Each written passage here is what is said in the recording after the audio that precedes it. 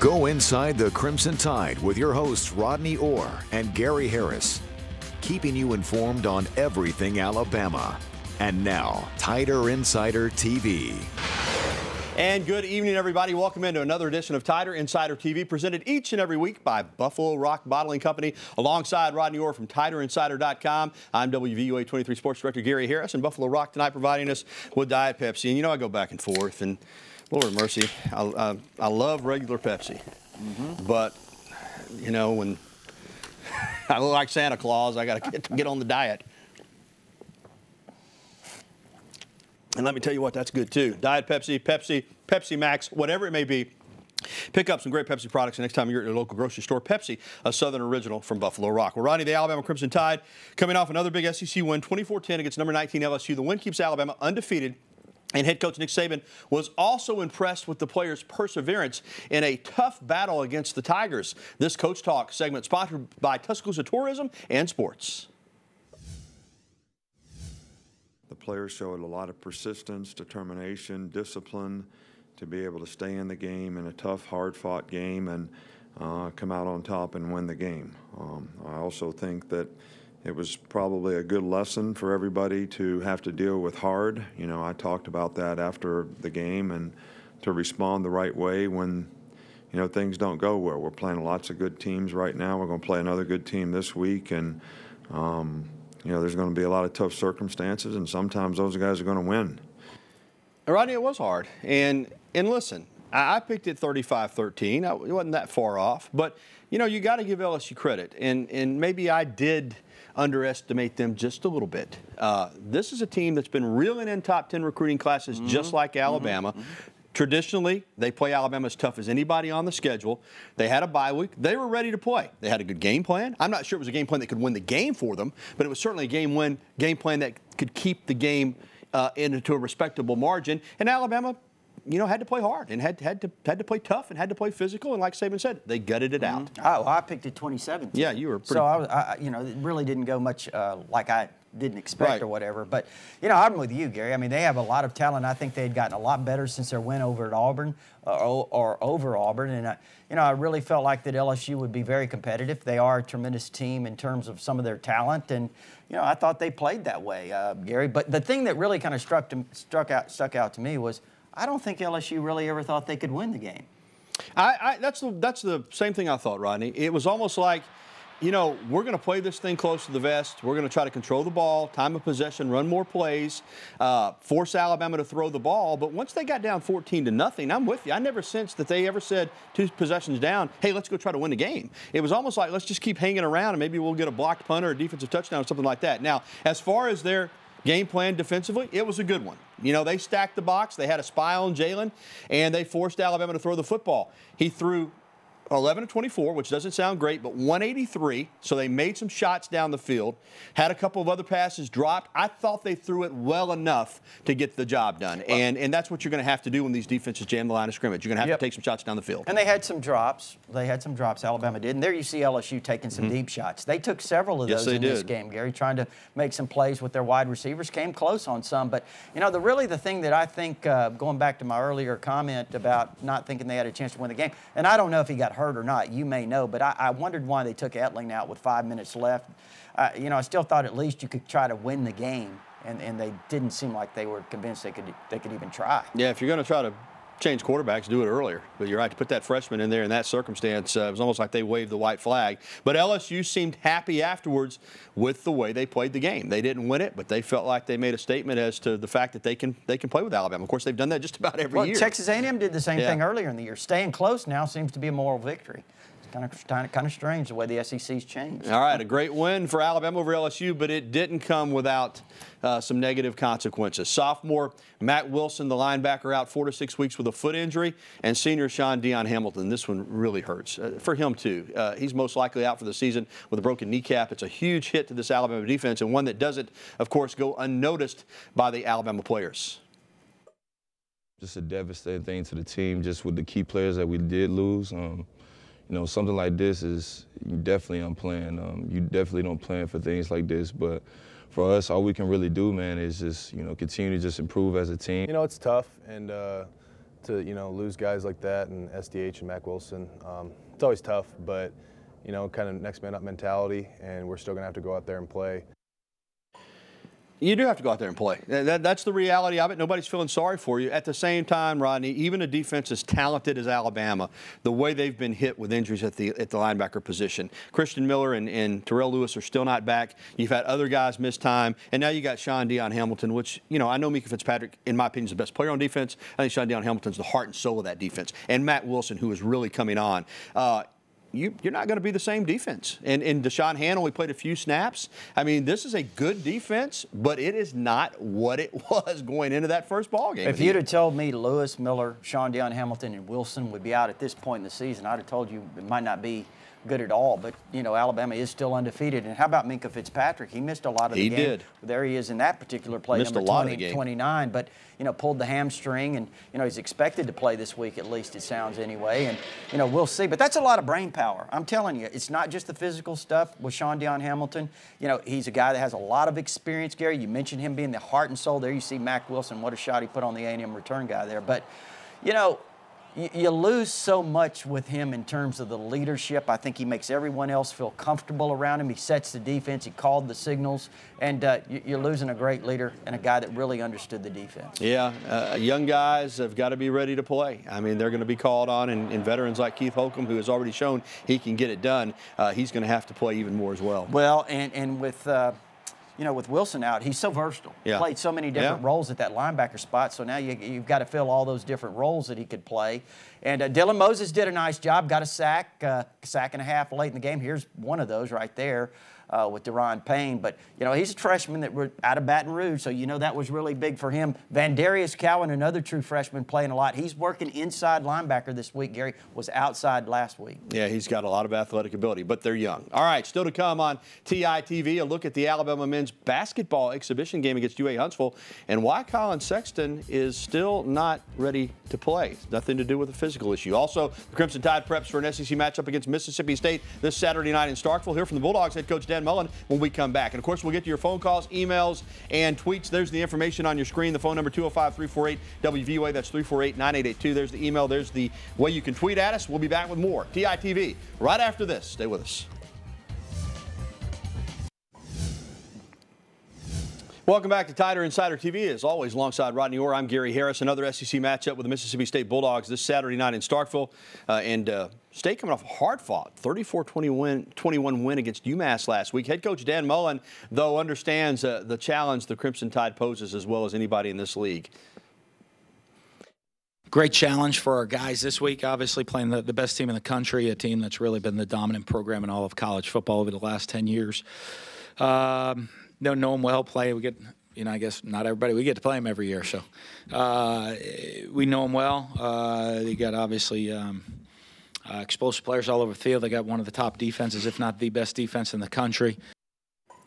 So Mullen's 0-9 against Alabama at Mississippi State, and he's had some really good teams over there. Alabama has been the team that really, quite frankly, has ended their hopes for playing for a national championship a couple of times. This year they're 7-2. They've got some good wins. They blew out LSU at home.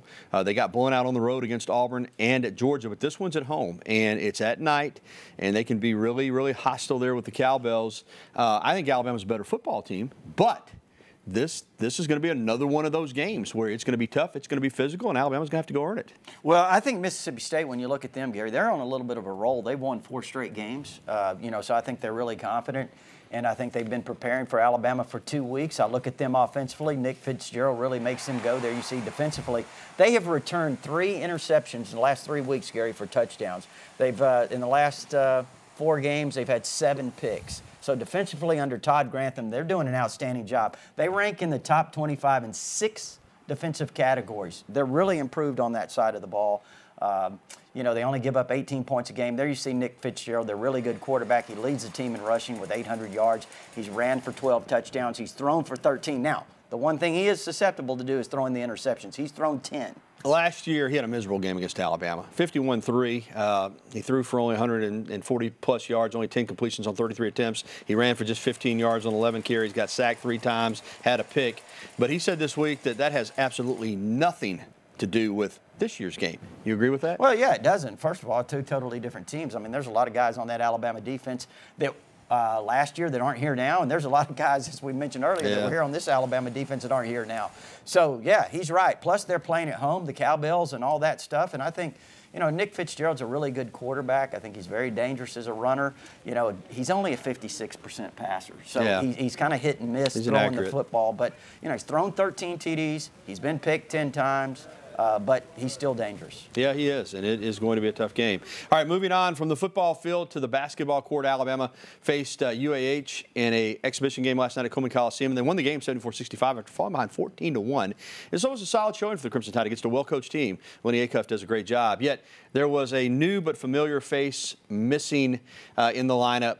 It's Colin Sexton. He is ineligible. Alabama ruled him ineligible last week. Had hoped to get him reinstated by the NCAA for the game last night. It didn't happen. We don't know when it will happen. Here's Avery Johnson talking about the Colin Sexton situation. You know, we were a little disappointed, obviously. That's just a normal feeling, and you can see it probably in our guys' eyes a little bit early in the game and throughout the first half. But the right decision was to err on the side of caution, especially for tonight's exhibition game. All right, here's the deal. This is an NCAA situation with his eligibility. Alabama ruled him ineligible. They didn't want to take any chances. I get that. I had some people, you know, say, well, he and his family didn't take any money, and he's going to be okay. And we all hope that's the case. But we also know with the NCAA, they take their sweet time. And he may not play Friday night against Memphis in Annapolis, Maryland. I don't know when he'll play. Bottom line is he's missing out of the lineup. Braxton Key now, we understand, has got a meniscus tear. He had surgery today. That's two of your best players that are suddenly not available. Plus Riley Norris and Armand Davis are banged up. So the team you had hoped to see last night is not the team that we have right now, much like football. When you're missing key guys, it's a different team. It really is. But how about Daniel Giddens last night? 17-10, 5 blocks. Yeah, man. He looked pretty stout inside. But you're right, Gary. I mean, when you start the season here with this kind of, you know, not having all your players, it's certainly not the way you planned it. And but they have to fight through it. I don't think that they're, you know, necessarily. Obviously, it's on their minds, but they have to work through it. Yeah, you got to go play with who you got. Hopefully, Key will be back at some point this season, and hopefully Sexton gets his eligibility reinstated ASAP. But right now, those two guys are out. Well, coming up on TITV, the Alabama women's soccer team is headed to the NCAA tournament for just the third time in school history. More on that when we return. And up next, we'll be welcoming your phone calls, emails, and tweets. I know they're lined up on the phone for us, so let's don't waste any time. Let's get right to the break and come back with your phone calls after this. For just the third time in program history, the Alabama women's soccer team is headed to the NCAA tournament. They're 12 wins this year, the most in a single season since 2002. Now, it'll be tough. They'll have to go to Clemson and play, but boy, good for them to get a shot. They earned it with a really good season this year, going 12-7-1. All right, let's head straight to the phone lines. This, of course, our New Life Art Hotline, brought to you by Daniel Moore and New Life Art. Boy, I tell you what, if you want a great moment in Alabama history, his artwork is absolutely the defining moments. You can find them all right there at New Life Art. Let's go to the New Life Art Hotline and welcome in John from Bessemer. John, you're first up tonight. What's up, man? Gary, what's going on, man? Doing well. Hey, man, I watched that game Saturday night. Alabama doing pretty good, but right now, one worry about has Alabama gotten the backup, being backup, you know, for the players that got hurt Saturday night, and I wonder about recruiting. How we doing in recruiting, man? And I'll holler at y'all next week. Later. All right, John. Yeah, they're going to – we talked about it earlier, Rodney. You know, you got to have guys – you know, you lose guys, it's unfortunate. But that's why they recruit as hard as they recruit every year, is to keep talent on the roster. They'll need players that haven't played as much football as they're about to play to step in and play well. I mean, that's just part of it. As far as recruiting, it's going well. I think when all is said and done, Alabama's in a little different situation this year with the lack of scholarships available. I think they're going to have a top 10 class. My feeling, Rodney, and you know more about it than I do, you follow it closer, is maybe they will have a top 5 class. But they're going to have a solid class. I don't think it's going to be what we've been used to 1, 2, or 3 in the country. Well, again, they're going to sign a few less players, so that certainly is will decrease their ranking a little bit. But, no, I mean, they've got 11 commitments right now, John. I know a lot of Alabama fans are a little bit concerned about it, but they're going to finish very strong. All right, thanks for the phone call. Let's go to Bluff Park and talk with Rick. Rick, welcome into the program. Hey, pal. How y'all doing? Hey, buddy. Appreciate you taking my call. You mentioned Dylan Moses earlier. I'd like to also ask about the other freshman linebacker from Baton Rouge, Chris Allen, and then also Ben Davis. And also on the way they scout opposition, potential opponents for the future, how do they do that now? Do they have eyes on premise? or is it electronic? Thanks for taking my call. All right, I'm going to let Rodney get to the linebackers. On the scouting, you're not allowed to send coaches to other teams' games anymore. You used to be allowed to do that. I mean, I go to press box and I'd see coaches from other schools watching a game. They can't do that. Most of it's electronic now. Most of it's information that they've gathered. They've been scouting. Once they get the schedule, they start scouting right away, Rick. They do that all throughout the year. As far as the linebackers, you know, we mentioned Dylan Moses, you know, Ben Davis, who knows with him. But a lot of these young guys, Rodney, are going to have to step up. Yeah. Well, Ben Davis, I did notice yesterday that for the first time this year since the start of the season now, since camp was over, that he was not wearing a scout team jersey. You know, he's wearing his normal number 1. So, you know, maybe he could be in the plans as an outside linebacker. We'll see if in case he has to play. But they have to get all of them ready to play right now. I mean, that's just kind of where they are at the linebacker spot. All right, let's go back to the New Life Art Hotline and talk with Harold and Anniston. Hadn't talked to Harold in a while. How you doing, man?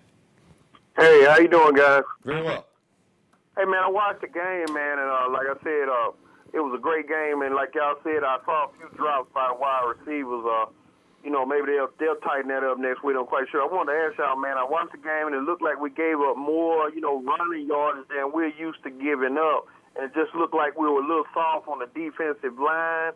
And it looked like we're not getting no pass rush out of our defensive line unless we blitz the linebacker.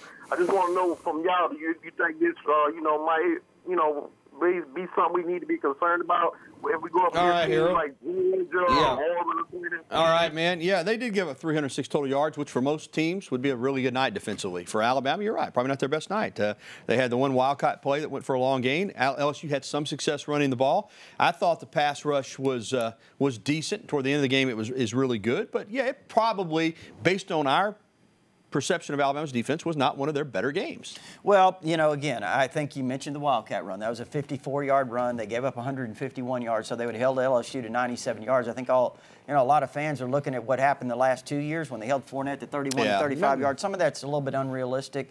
But again, guys didn't get loose. No, guys did not get loose, and he ran for 276, I think it was, against Ole Miss. This guy's really talented, and you know, Alabama did a pretty good job on him. Yeah, you hold somebody to 10 points, Harold. You know, you're doing a good job. Now, you're right. Against Mississippi State this week, against Auburn, potentially against Georgia. Yeah, defense is just got to continue to play well because those teams can hurt you. All right, let's get an email in real quick, Rodney. And this one, well, we just kind of answered this. Ray from Northport wants to know about the status of Ben Davis. You said he's not wearing a scout team jersey. We don't know if he's going to play or not, but clearly, with as many injuries as they have, everybody may be in the mix. Well, like I said, they've got to get them all ready, Gary, because of the situation there at the linebacker spot. All right, thanks for the phone calls. We'll take some more calls, emails, and tweets when we come back. Keep it tuned right here to TITV.